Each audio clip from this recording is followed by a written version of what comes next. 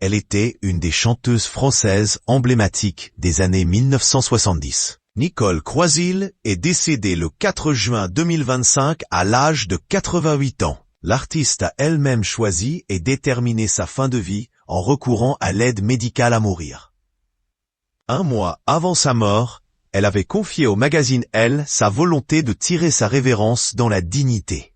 Alors qu'elle était atteinte d'un cancer incurable, elle a fait le choix de parler de sa volonté d'être placée sous sédation profonde. La seule condition, que son interview au magazine ne soit publiée qu'après son décès.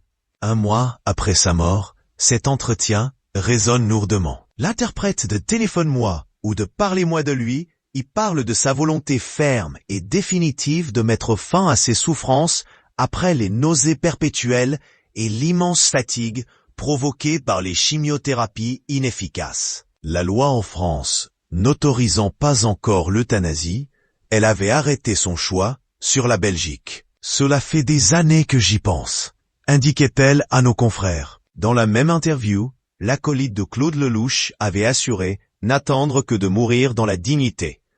Elle avait aussi poussé un énorme coup de gueule contre la société qui, telle qu'elle est aujourd'hui, n'en a rien à foutre des vieux qui meurent.